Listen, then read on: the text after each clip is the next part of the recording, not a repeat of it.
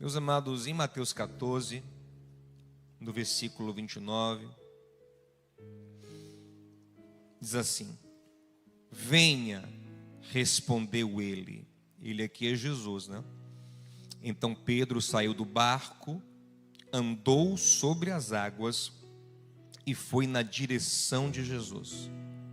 Mas quando reparou no vento, ficou com medo. Ficou com o que, gente? Medo. E começando a afundar, gritou: Senhor, salva-me. Imediatamente Jesus estendeu a mão e o segurou e disse: homem de pequena fé, por que você duvidou? Agora vamos, por gentileza, em Hebreus capítulo 12, no versículo 1 em diante. Se você não conseguir abrir rápido, vai aparecer na tela aqui, você pode acompanhar.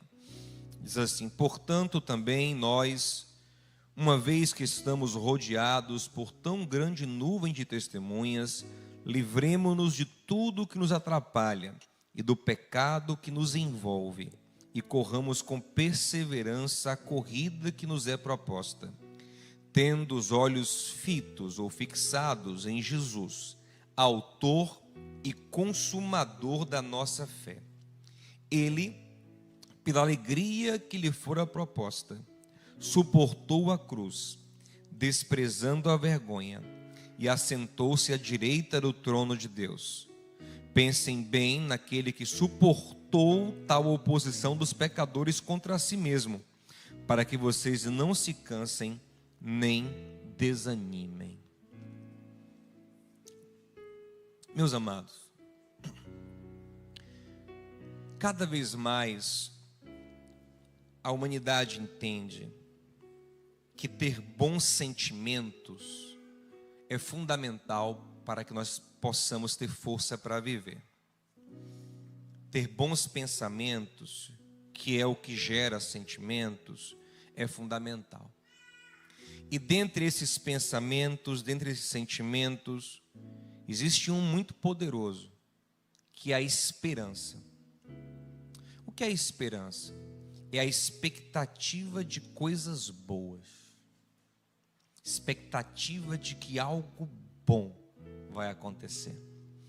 Lembrei agora de uma irmã que ela meio que viciou num louvor da moda que estava tocando há um tempo atrás, e sempre que eu encontrava ela, ela dizia: tem coisa boa chegando. Tinha um louvor assim, não tinha? Estava sempre animada cantando esse louvor, na expectativa de que alguma coisa boa ia acontecer na vida dela. Por gentileza, eu sei que é chato, mas com quem você gosta não é tão chato, né? Então só se você conhecer quem está perto de você, diga ele assim: ó, está esperando alguma coisa boa acontecer?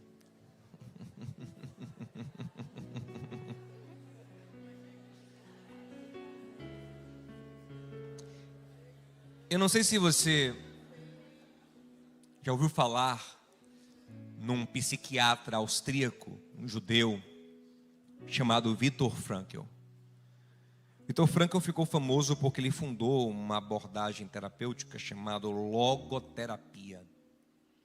Frankl, ele era austríaco, contemporâneo ali de Freud, que também era austríaco, também psiquiatra, também judeu, e Frankl bebeu muito em Freud.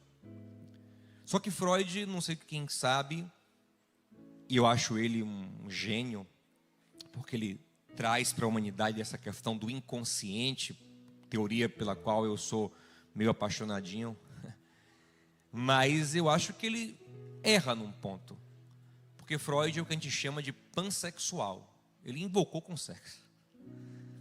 Para ele, a raiz de todo o problema era uma questão de sexualidade mal resolvida, mal vivida, mal compreendida. Então, para Freud, o grande impulso da humanidade era o impulso sexual, era o que nos movia. Esse impulso sexual, reprodutivo, era o que nos movia. E Frankl meio que acreditava nisso, porque era discípulo de Freud. Só que Frankl, ele vive no tempo da Segunda Guerra Mundial, ele é um judeu, ele vive na Áustria, ali quintal da Alemanha nazista. Então, o que é que ele vai viver? Campo de concentração. ele passa por 4 campos de concentração diferentes. E ele vê as coisas mais terríveis que a gente pode imaginar. Lá nos campos de concentração, ele descreve tudo isso num livro maravilhoso chamado Em Busca de Sentido. Eu recomendo muito esse livro. E lá nesses campos de concentração, ele começa a perceber que todo mundo vivia assim no limiar entre a vida e a morte, porque eles viviam em condições péssimas, condições sanitárias péssimas, muito mal alimentados. Então era muito comum que as pessoas morressem doentes, fracas, desnutridas. Só que ele percebeu uma coisa, que o que mais sustentava as pessoas vivas ali não era, por exemplo, o seu corpo viçoso. Tinha gente mais forte, aparentemente mais robusta, que morria mais rápido do que uns magrelinhos ali desnutridos. Tinha gente que mais jovem, que morria mais rápido do que os mais velhos. E Frankl já era psiquiatra, já era formado quando ele entrou no campo de concentração.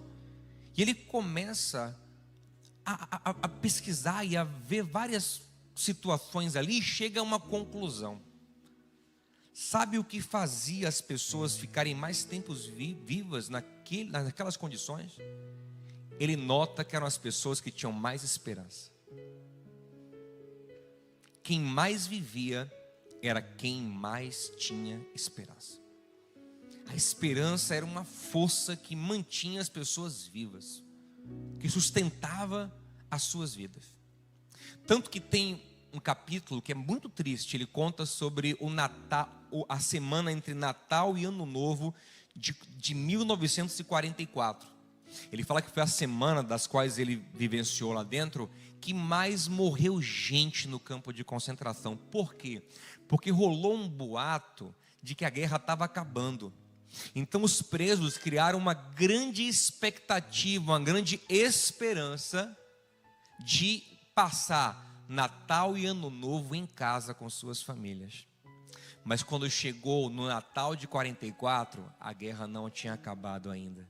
E diz que a frustração foi tão grande que naquela semana abriam seus galpões dos dormitórios e centenas de corpos estavam ali largados. As pessoas morreram de tristeza, morreram de desesperança. Mais uma vez, minha avó de hoje, eu vou mostrar essa terapêutica coletiva aqui, então faça essa terapia junto comigo. Toque em alguém e diga assim: esperança sustenta. Esperança sustenta. Lá em Provérbios 13, Salomão fala que a esperança, quando ela é muito adiada, ela vai enfraquecendo o coração. Mas uma esperança, quanto mais viva, quanto mais forte, mais fortalece o nosso coração. Ok, gente? Então preste atenção. Se esperança é essa expectativa de algo bom, e isso nos fortalece, qual é o contrário da esperança? É a expectativa de algo ruim. E o que é a expectativa de algo ruim, senão o medo? O que é o medo? É a expectativa de algo ruim. É o esperar por algo ruim. Se a esperança fortalece nosso corpo, fortalece a nossa mente, fortalece o nosso espírito, o medo enfraquece. O medo nos afunda. O medo gera ansiedade. O medo gera tristeza. O medo paralisa. Observe que o texto que nós lemos em Mateus 14 fala que Pedro, quando teve medo, começou a afundar. E o Senhor foi nele e falou: homem de pequena fé, por que você duvidou? Porque o medo, ele é o oposto da fé. A fé é o que gera expectativa de coisas boas. Hebreus 11:1 tem uma definição de fé. Fé é a certeza do que esperamos. E naquele contexto ali, de coisas boas que nós esperamos. Mas o que é o medo? É uma expectativa de coisas ruins. Se a fé, que é a base da esperança, e fé é confiança em Deus, se a fé, que é a confiança em Deus, que é a base da esperança, gera força, o medo, esperança Base dela, fé, que é confiança em Deus. Medo, qual é a base dela? Desconfiança em Deus. Ok, gente? Fé é a confiança em Deus. Ela sustenta o quê? Uma esperança. Porque eu confio em Deus, eu tenho uma boa expectativa. Mas se eu tenho medo, esse medo é sustentado aonde? Numa desconfiança. Eu creio que coisas ruins estão por vir. Por quê? Porque eu creio que minha vida está entregue ao acaso. Eu creio que a minha vida está nas minhas próprias mãos e eu sei que eu sou falho. Eu creio que está até no controle de Deus, mas eu não creio que Ele é tão bom assim. Então, nessa base de desconfiança, eu tenho medo. E o medo me afunda. A fé que me conecta com Deus, ela me faz viver experiências sobrenaturais. Nesse mesmo capítulo 11 de Hebreus, fala que sem fé é impossível agradar a Deus. Sem confiar em Deus é impossível agradar a Deus. Porque é necessário, ó que legal, porque é necessário que todo aquele que se aproxima de Deus creia primeiro que Ele existe, lógico, é o básico, mas mais do que isso, que Ele é abençoador de todos os que o buscam. Ou seja, é necessário que quem se aproxima de Deus tenha uma boa expectativa a respeito dele. Tenha uma boa expectativa a respeito de Deus.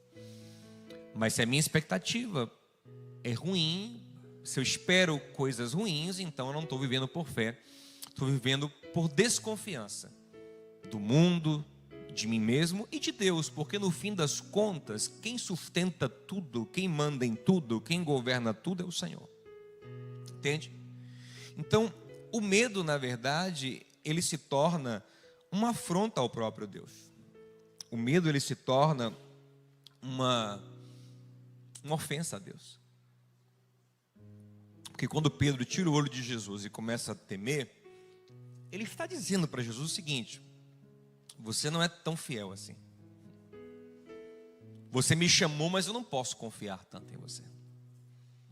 Todos nós somos ofendidos com desconfiança.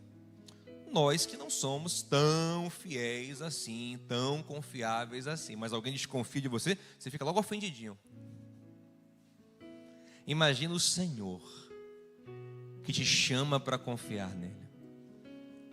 Foi por isso que em Números 13, Deus ficou tão ofendido com aqueles espias que contaminaram o coração do povo, que o Senhor ficou triste com todo o povo de Israel. Por quê? Porque todo o povo dizia: Deus nos trouxe para o deserto para nos matar. Essa terra é inviável, não tem como nós entrarmos nessa terra. Eles tinham medo do povo da terra.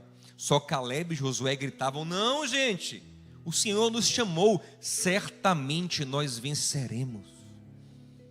Nós só precisamos agradar a Deus, porque Ele é o dono da terra, Ele é o dono de tudo.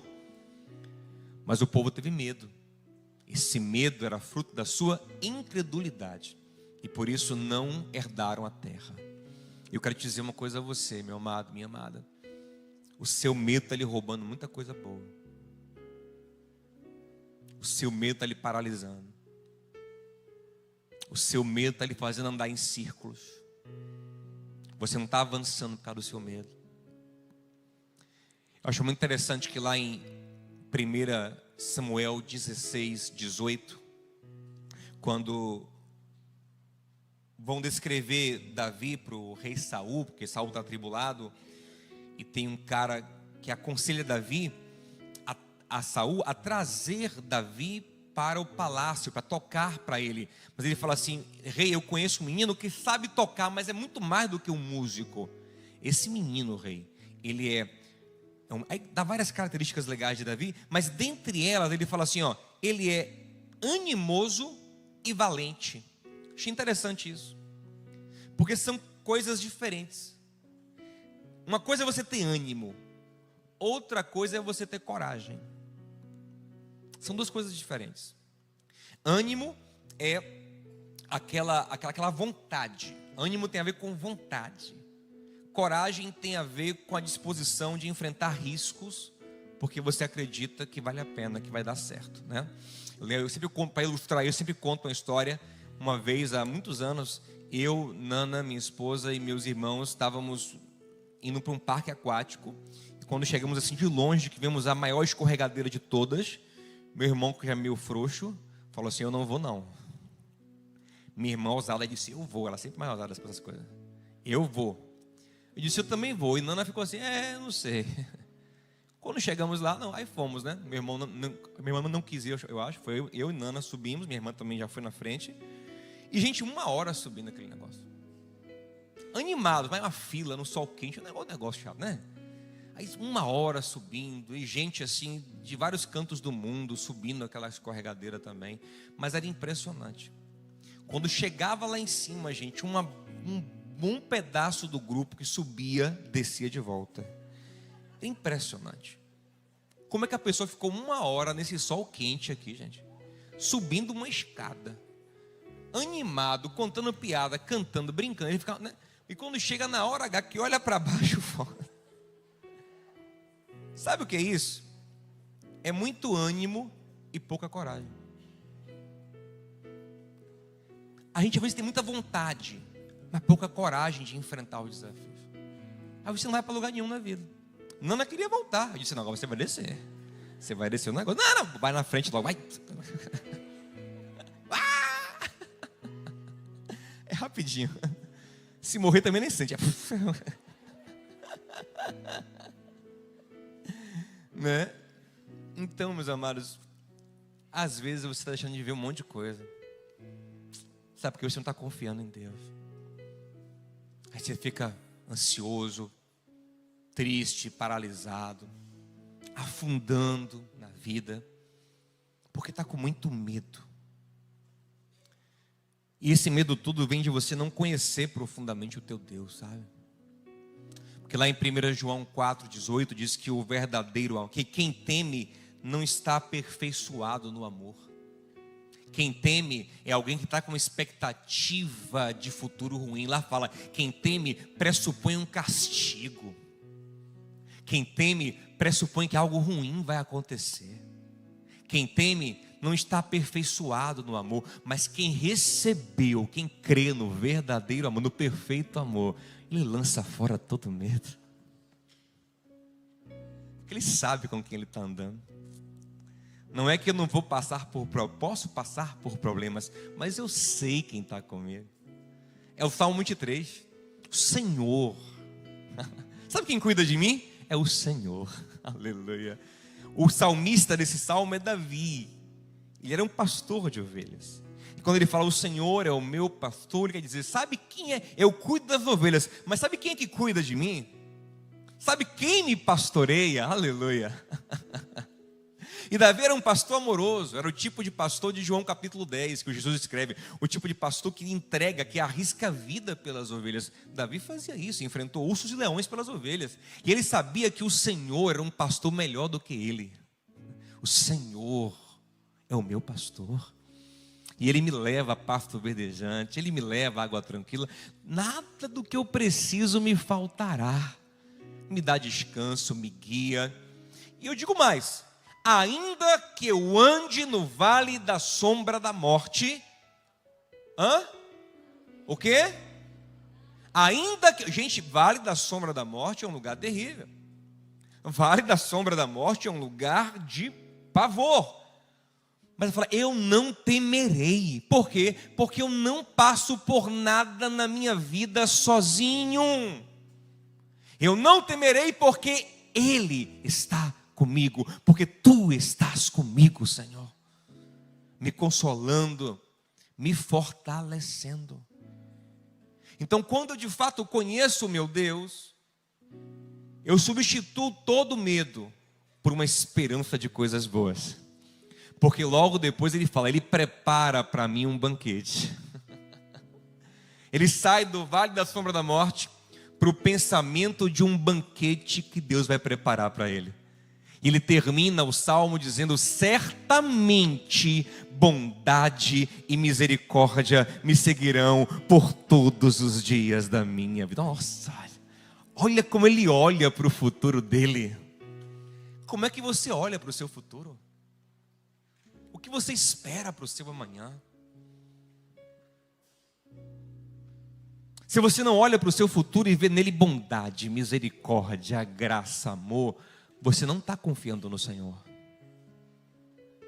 Você está firmando a sua expectativa em alguma outra coisa que não é o Senhor. Ou então você não conhece o Senhor. É preciso conhecê-lo.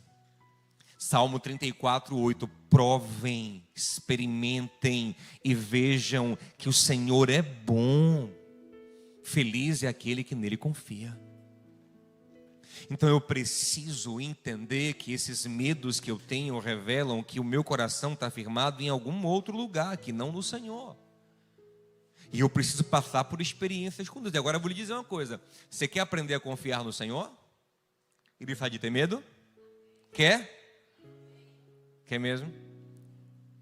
Você quer saber como é que funciona isso? Quer saber? Você viu aqueles exercícios que você... Vamos aprender a confiar. E fica uma pessoa atrás, se joga. Já viu aquele negócio?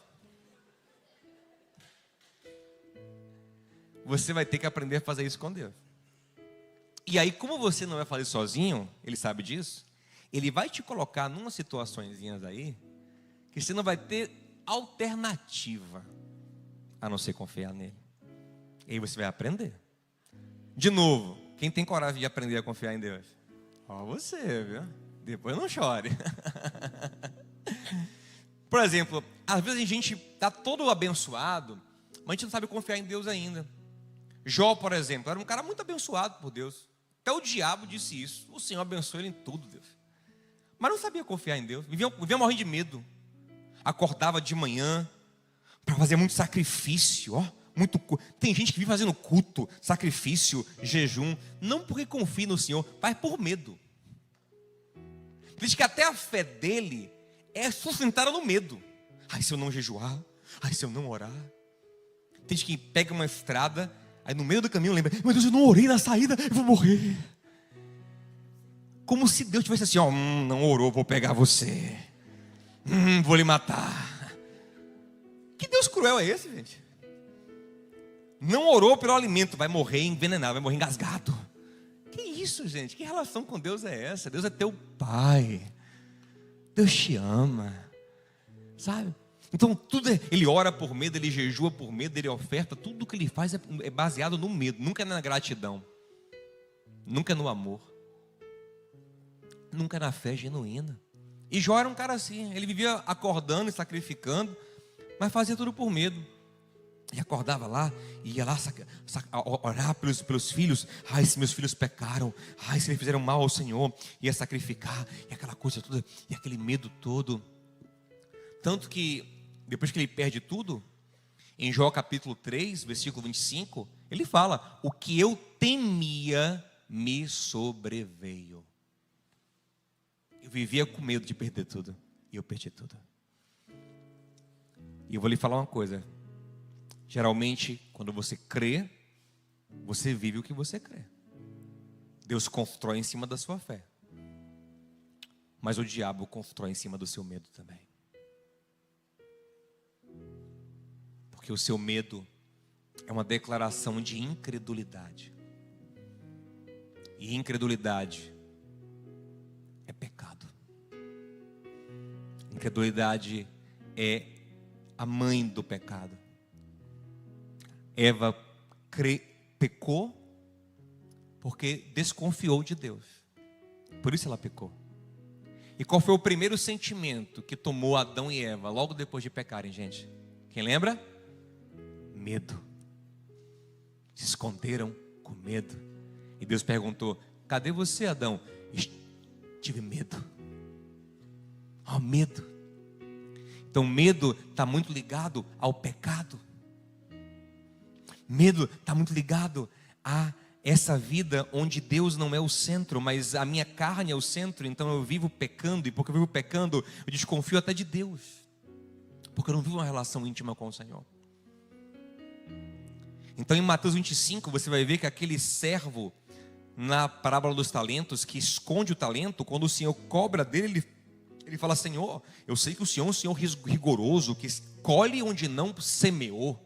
Olha a visão que ele tem do Senhor, e o Senhor ali é Deus. Ali é uma metáfora da forma como que muita gente olha para Deus. Ele é tão carnal, ele é tão egoísta, que olha para Deus com desconfiança, porque na verdade ele mesmo está fundamentado em si, e fazendo sua própria vontade, e por isso sentindo culpado, e por isso com medo. Provérbios 28:1 diz que o ímpio foge sem ninguém lhe perseguir. Por quê? Porque ele vive apavorado. Quem não anda pela fé, e o justo é quem vive pela fé, quem crê em Jesus, vive em pecado. Porque tudo que não é da fé é pecado, como Paulo ensina. Então, quando eu não vivo pela fé, quando eu não vivo para a glória de Deus, eu vivo para quem? Em mim mesmo. Eu vivo para o meu ego. Eu vivo em pecado. E aí eu vivo com medo, apavorado, na expectativa de que alguma coisa ruim vai acontecer. Por quê? Porque eu tenho culpa. Porque o meu coração não recebeu o perdão. Porque nem pecado eu trato. Mas uma vez que eu me entrego para viver para a glória de Deus, a primeira coisa que eu faço é me arrepender daquilo que não é para a glória de Deus. Isso é o pecado. Provérbios 28, mesmo que eu citei agora, diz, no versículo 13: quem esconde o pecado, ou seja, quem alimenta o pecado, nunca prospera, não avança, mas quem confessa e deixa, alcança a misericórdia. Por que alguém confessaria o pecado e o deixaria? Porque se converteu ao Senhor, porque não quer mais viver para si, mas quer viver para Deus. E quando vem para o Senhor, ele recebe, sabe o quê? Perdão dos pecados. 1 João 1,9: se confessarmos os nossos pecados, Ele é fiel e justo para nos perdoar os pecados e nos purificar de toda injustiça. Provérbios 28:1 de novo: o ímpio foge sem ninguém lhe perseguir, mas o justo é confiante como um leão. E quem é justo hoje? Quem é justificado em Jesus Cristo, quem recebeu dele a justiça, quem recebeu dele o perdão, quem recebeu dele a nova natureza. Então por isso que eu, Diogo, com toda a minha história, com muitos pecados que eu já cometi, sou confiante. Sabe o que eu espero para o meu amanhã? Bênção, coisas boas. Eu já acordo pensando: o que é que o Senhor preparou hoje? Qual é o café? Sabe, você está no hotel, aí você corre para não perder o café da manhã, aquela expectativa de encontrar uma coisa boa no café da manhã do hotel. É como você deve acordar todos os dias confiando no Senhor. Esse é o dia que o Senhor preparou para mim. A misericórdia dele se renovou hoje de manhã. Ele está comigo, Ele me ajudará, Ele é meu pastor. Mas se tiver uma coisa difícil hoje, eu vou ter uma experiência com Deus na coisa difícil. Romanos 5:5, né? Nos gloriamos nas tribulações, porque a tribulação produz perseverança, a perseverança é uma experiência com Deus, e a experiência com Deus alimenta a minha esperança. Aí eu passo pela tribulação e passo a ter ainda mais fé. Então, voltando, se você quiser aprender a confiar em Deus, Ele vai te colocar em situações difíceis. Você aprender que Ele chega junto, que Ele está com você, que Ele é teu amigo, que Ele te socorre. Salmo 46, Ele é socorro bem presente na tribulação. Aí você aprende a confiar nele. Quando foi que Israel aprendeu a confiar em Deus, ou deveria ter aprendido, na verdade, né? A primeira experiência que Deus dá para Israel: Mar Vermelho, para quê? Bota numa situação difícil, para eles aprenderem que Deus é fiel, que Deus é bom, que Deus age, né? Eu, com 3 anos de idade, tive um tipo de leucemia, e minha família se converteu assim, com Deus me curando. Meu pai era dentista e começou a receber um monte de crente no consultório. Virou uma igreja pentecostal o consultório dele. Era oração de manhã, oração de tarde. E os médicos não tinham o que fazer comigo naquele tempo. Nada adiantava do que era feito naquela época. Mas enquanto aqueles irmãos oravam, meu sangue foi melhorando, milagrosamente, sem explicação. E eu estou aqui até hoje. Então eu olho para trás e essa experiência me fortalece meu pai, minha mãe. Você entende? Então Deus vai te permitir passar algumas coisas. Não isso, em nome de Jesus, eu espero que não. Mas algumas coisas. E Ele vai agir na sua vida, para você aprender a confiar nele. E confiando no Senhor, você começa a ter expectativa de coisas boas. Aí você não vive mais pelo medo, vive pela fé. Porque quem vive pelo medo, vive dando um mau testemunho, né? Vive confessando ao contrário a glória de Deus, confessando um Deus fraco, um Deus que não é fiel, um Deus que não é bom, né? E aí eu encerro com o texto que nós lemos também em Hebreus 12. Ele mostra qual é a forma que nós devemos caminhar. Como? Caminhe como quem está numa corrida. Você já viu a corrida São Silvestre, por exemplo? Tem uma galera que corre para ganhar. Tem uma galera que corre de brincadeira. Já viu? Os que correm de brincadeira até fantasiado vão, já viu? O cara bota uma fantasia, bota um cabeção lá de boneco, corre brincando. Ele não quer ganhar, ele quer só brincar. Mas quem corre para valer, corre com a roupa certa, com o calçado certo. Ele corre o mais leve possível para que nada o impeça. E é o que o autor de Hebreus fala aqui, ó. Quando a caminhada da fé, você tem que correr desembaraçado de tudo que lhe pesa, especialmente do pecado, ele fala. Porque o que pesa você, o que amarra você, o que afunda você no medo, é essa insistência no pecado, essa insistência em se rebelar contra Deus, em fazer o mal, e não fazer a vontade de Deus. Meu irmão, hoje, se você quiser ser livre desse medo, em nome de Jesus, rompa com todo o pecado hoje, renuncie o pecado, jogue fora o pecado, porque ele está sendo a brecha para o medo brotar no seu coração, para a desconfiança brotar no seu coração. Mas se você deixa para trás todo o pecado, você fica confiante. Por quê? Porque você recebe a misericórdia do Senhor, o perdão do Senhor, e você levanta de manhã com a consciência limpa de estar fazendo a vontade de Deus. Amém? E se posiciona no Senhor e vai caminhando. E como ele fala, com os olhos fixos em Jesus. Esse é o segredo da fé. Olhos fixos em Jesus, o autor e o consumador da nossa fé. Se você ficar olhando para as circunstâncias, para outras pessoas que também falham, para você mesmo que é inconstante por natureza, você não vai ter fé. Mas se você olhar para Jesus, olhar para a sua palavra, se encher da sua palavra, pregar para você mesmo a palavra, você vai ter fé e não vai ter medo, vai ter esperança. Pedro só teve medo quando tirou os olhos de Jesus, mas olhando para ele nós temos fé, olhando para ele nós temos firmeza, olhando para ele, meu amado, a gente tem uma expectativa muito boa. É como a mulher do fluxo de sangue. O texto fala que ela dizia para ela mesma: se eu tão somente tocar na orla do manto dele. Ela passava o dia pregando para ela mesma: se eu tão somar, se eu chegar perto, se eu chegar perto daquele homem, aquele homem maravilhoso, homem maravilhoso, se eu chegar, eu só tocar na orla da roupa dele, é só na pontinha, se eu chego perto dele.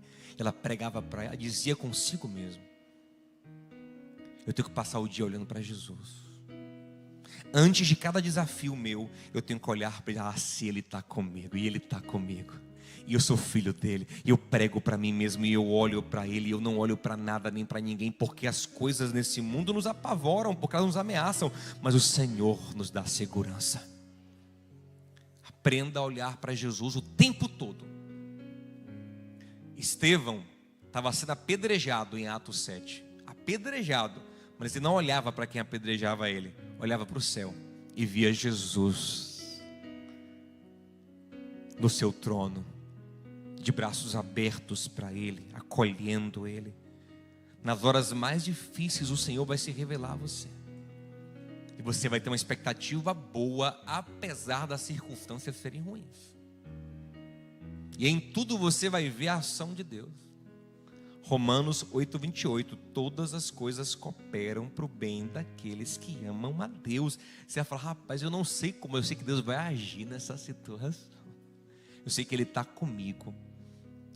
Aí sabe o que dá o medo? Mas eu pequei, ó. Aí vem o medo. Você não sabe se está afinado com Deus, mas eu pequei. Mas peraí, eu pequei, mas eu me arrependi de verdade. Eu confessei meu pecado ao Senhor, então eu recebo perdão. recebo o perdão, recebo a graça e me levanto, porque eu não olho nem para mim mesmo, eu olho sempre para Jesus. Fique em pé comigo em nome de Jesus, por gentileza.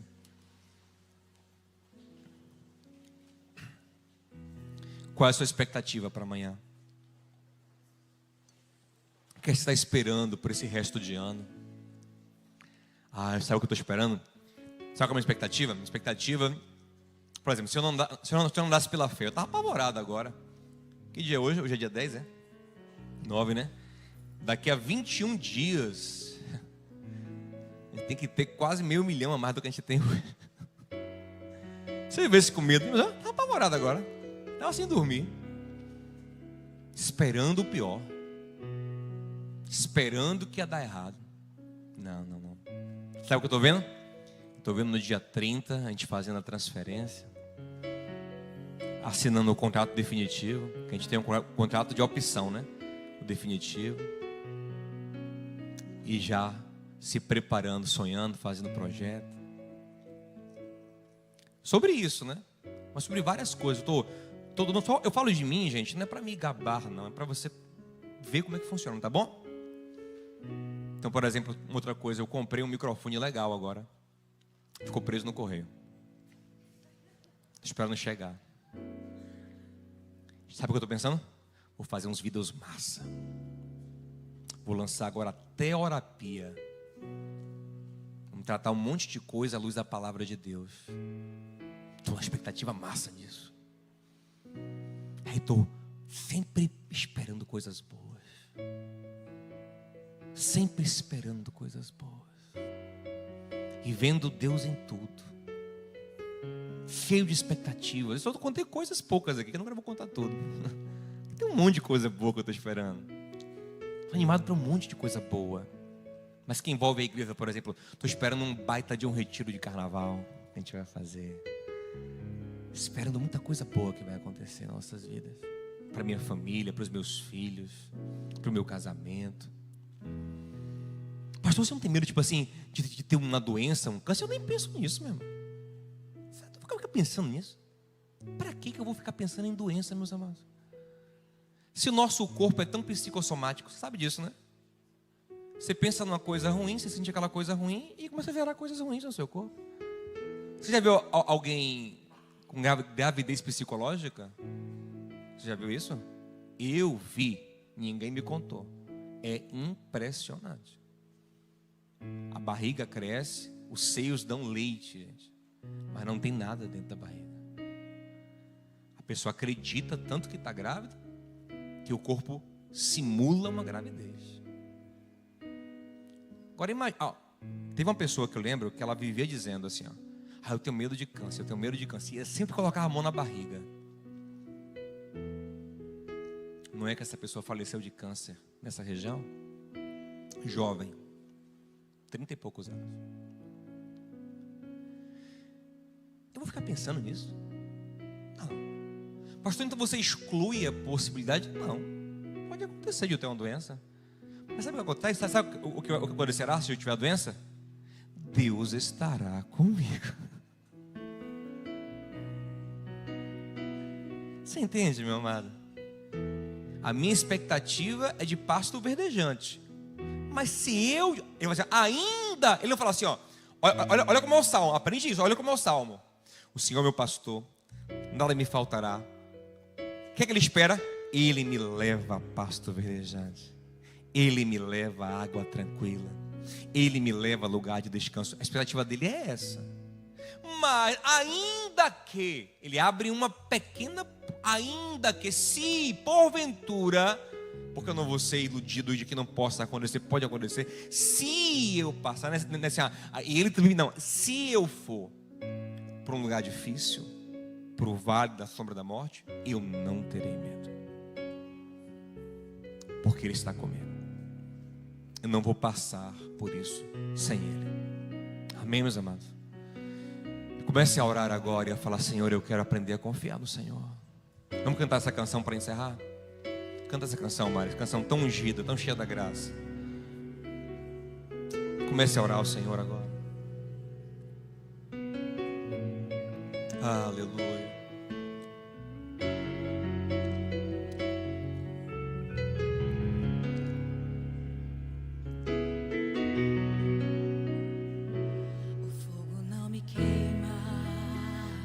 Comece a esperar coisas boas. Fala: Senhor, eu espero na tua bondade.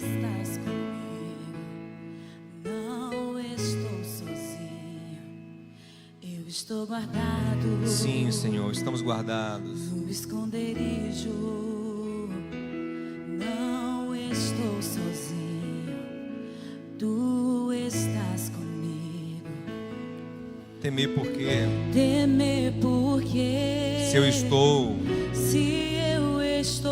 aleluia, guardado por quem nunca perdeu batalha. Seu nome é Jeová Jireh. irá prover. Irás prover de novo. Diga isso para Ele. Eu sei que o Senhor irá prover.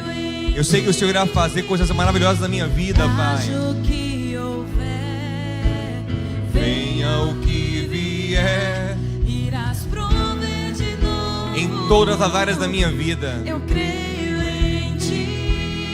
Eu não vivo do que vejo, vivo do que creio. Irás prover de novo. Eu creio em ti. Aleluia. Oh, glória a Deus. Maravilhoso é o Senhor. O fogo não me queima. Não, nada. Nas águas não vou afundar. Nada vai me afundar.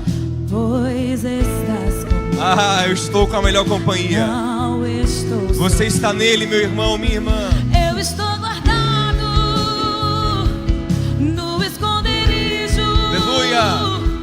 Não estou sozinho, tu estás comigo. Se quiser, levante a mãozinha e declare isso. Temer por quê? Temer porque Diga: eu estou. Se eu estou Aleluia. guardado por quem nunca perdeu batalha. Seu nome. Seu nome é Jeová Jireh. Vai fazer de novo. Irás prover de Aleluia. novo. Eu creio em ti. Haja o que houver, venha o que vier. Irás prover de novo. Eu creio em ti. Eu não vivo do que vejo, vivo do que creio. Irás prover de novo. Eu creio em ti.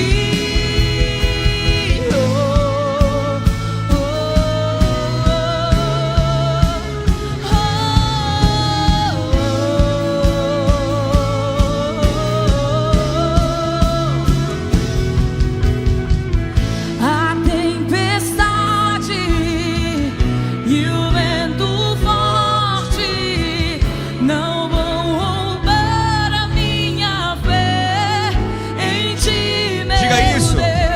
A tempestade e o vento forte não vão roubar a minha fé em ti, meu Deus. A tempestade Aleluia. e o vento forte não vão roubar a minha fé em ti, meu Deus. A tempestade e o vento forte não vão roubar a minha fé em ti, meu Deus. Em ti, meu Deus. Em ti, meu Deus.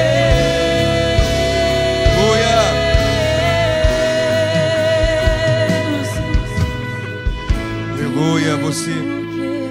Você tem que dizer como o salmista: eu certamente viverei o bem do Senhor. Eu certamente viverei a bênção de Deus. Bondade e misericórdia me seguirão por todos os dias da minha vida. Você tem que crer no Deus que diz em Jeremias 29: eu sei os planos que eu tenho para você. Tenho planos bons e não planos maus. Então vem, me busca com todo o teu coração. Vem, se entrega a mim, vem e caminha pela fé, se desembaraça do pecado que joga contra a sua fé, que te afunda em medo e em culpa. Se entrega a mim, o Senhor te diz, e confia em mim, e receba a minha graça, o meu perdão, a minha restauração, e vem caminhar comigo, o Senhor diz, e encher o seu coração de expectativas lindas e boas. O Senhor fala: eu tenho para vocês pensamentos de paz e não de mal. Amém? Pai querido e amado, estamos juntos aqui, e eu quero te pedir perdão junto com os meus irmãos por tanto medo, Senhor. Esse medo que é um testemunho de que não confiamos o suficiente no Senhor. Esse medo gerado por pecados nossos ou de outras pessoas que nos afetaram e nos fazem duvidar de quem é o Senhor. Pai, eu te peço, se revele a cada um que está aqui e que está também assistindo pelo YouTube agora. Se revele, Senhor, para que eles aprendam a confiar no Senhor, que é um Pai maravilhoso. Que eles aprendam, que nós aprendamos a confiar no teu amor leal, na tua bondade, no teu caráter imutável, na tua fidelidade que não muda, no teu poder inigualável. Pai, que todo medo seja substituído agora por uma expectativa de coisas boas, de bondade e de misericórdia, bondade e misericórdia, bondade e misericórdia. Senhor, até o final do ano, que sejamos cheios de bondade e de misericórdia, e de graça, e de vida.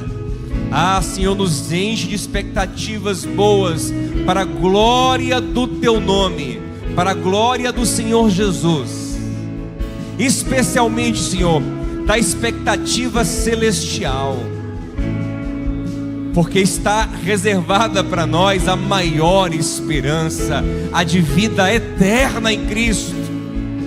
Nós não estamos destinados ao inferno, mas estamos destinados ao céu. E isso deve nos fazer, Senhor, se encher de alegria, Pai. Nos enche dessa alegria da salvação, dessa esperança viva de sermos por fim amados, por fim acolhidos, por fim aceitos. E se já somos salvos, Senhor, o resto é lucro. O resto, Senhor, é usufruir desta vida para a tua glória. Abençoa, Senhor, os meus irmãos com muita fé. Me abençoa, Senhor, com muita fé. É o que eu te peço, nós te pedimos, no nome de Jesus. Quem crê diz amém. Graças a Deus. Que o amor de Deus, nosso maravilhoso Pai, a graça de Cristo nosso Senhor, a comunhão e as consolações do Santo Espírito de Deus seja contigo e com a tua casa, em nome de Jesus. Vá cheio de esperança para casa, porque coisas maravilhosas estão por vir, porque Ele é maravilhoso. Deus te abençoe, em nome de Jesus. Vá em paz.